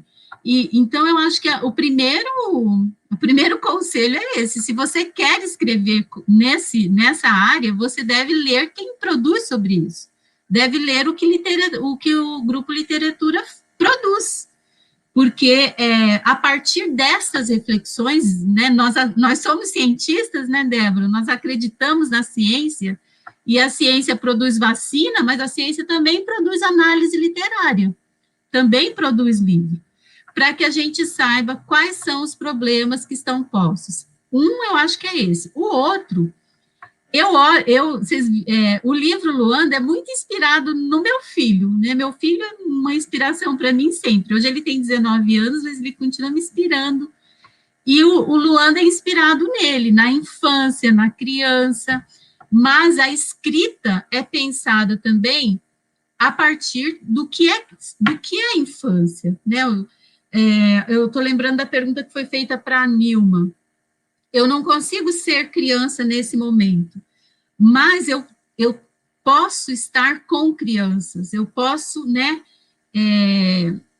ter essa escuta atenta para os interesses da infância, e a partir disso, produzir. Os testes, às vezes, dão certo, né? A produção, às vezes, por exemplo, eu acho que o Luanda, ele tem uma magia, ele tem essa pegada, eu já tive, né, vocês mesmos me trouxeram hoje aqui, eu fiquei tão honrada, gente, em saber disso, porque os professores, né, disseram, olha, as crianças gostaram desse livro. Então, isso é muito, muito legal. Eu até trouxe algumas imagens aí. Vamos terminar com essa, porque, sobretudo, elas é que vão dizer se gostam ou não, né? Eu tinha, antes, quando meu filho era menor, eu queria que ele começasse um livro e terminasse. Achava um horror quando ele não terminava de ler o livro. Aí, um dia, eu ouvi uma palestra. Agora eu vou esquecer da autora, aquela que fazia as bruxinhas, tão bonitinho, Eva Furnari. E a Eva Furnari falou, eu já abandonei muitos livros, né, eu preciso ler e eles precisam falar comigo. Eu preciso sentir uma emoção. Eu pus uma foto aí que vocês viram da gente pisando o chão da África, né, eu quis mostrar essa ideia da emoção, que a literatura tem que produzir uma emoção. Às vezes é uma emoção dura, né, você vai pegar um livro, ele faz você sofre com o personagem, mas você se vincula àquele texto. Então, eu acho que para escrever para crianças, eu nunca me aventurei a escrever para adultos, a não ser livros técnicos, a dica é muito essa, a gente tem que estudar muito, né, ler muito ler muitos outros livros. Eu estou vendo o Alan aqui, um fofo que faz mestrado agora, e eu falei, gente, para escrever dissertação, tem que ler dissertação. Tem que ler muita dissertação. E para escrever literatura, eu acho que a gente tem que ler muita literatura infantil, né? Para que a gente possa ter padrões do que você quer, do que você não quer seguir, do que você acha que funciona, né? Para o seu jeito de ser. Porque eu fico pensando assim, eu sou se vocês perceberam, eu comecei, o título dos meus slides é Lucimar Rosa Dias, uma escritora, tinha um ponto de interrogação, porque como Nilma, eu também tive muito receio em me dizer escritora. Quem me disse que eu sou escritora foram as crianças e as professoras, e eu acreditei nelas. Por isso, hoje eu me coloco como escritora, porque é nessa relação e nesse diálogo, quando as crianças, né, se mobilizam leem o livro e se mobilizam, dão risada, se mobilizar, dou risada, me divirto, quero ser a Luanda. Eu tenho uma fã, a Júlia, que é filha da Adriana Kominek, que ela me provocou e falou assim, e o irmão da Luanda? Não vai aparecer? Por que você não escreveu um livro sobre o irmão da Luanda? Aí eu falei, ai, Júlia, vamos escrever juntas, então. Aí ela, será? Foi para casa e mandou um monte de ideias sobre o irmão da Luanda. Então, são essas provocações, né, essa interação, esse agir sobre o material, aquilo que está posto ali, que vai dando para a gente também informações, dicas, né? A Sônia Rosa, que é uma autora que a gente adora, né? Nós fizemos uma pesquisa de TCC, que a Sara me ajudou a orientar, com um dos livros dela. A gente usou o oleleio dela, eram 3 crianças. Você precisa ver a análise que as crianças fazem da ilustração, Débora, que coisa mais linda. E o que elas dizem, né, sobre as histórias, as questões que elas vão trazendo. Então, eu sinto muito que é isso. Para escrever um bom livro, a gente tem que ler muito. E a gente tem que se colocar nessa posição de quem tá, de aprendente. Né? Eu não vou ler um livro para dizer, o que eu vou escrever depois. Não, é como esse livro me toca, como ele, né, interage comigo. Porque é assim que eu vou poder aprender a escrever outros livros e querer escrever livros. Então, a ideia é um pouco essa, né, sobre a produção da escrita. Mas eu queria dizer também assim, quando eu escrevi o Luanda, eu não me achava uma escritora, e não achava que estava escrevendo um livro de literatura, de temática africana, com esse peso que agora eu vejo que ele tem. Ele já fez parte de dissertação, de mestrado, já foi analisado, né, já foi analisado, inclusive, pelo seu grupo, que é um grupo que eu respeito muito. Então, eu me sinto agora muito mais confortável em pensar, né, neste lugar, pelas crianças, em pensar neste lugar pelas professoras, e agora me sinto muito legitimada em pensar nesse lugar de escritora pelo campo acadêmico, posso dizer assim, né, que disseram que esses 2 são bons. Vamos ver o terceiro, mas esses 2 são bons, eles dão conta dessa fluidez, dessa literariedade.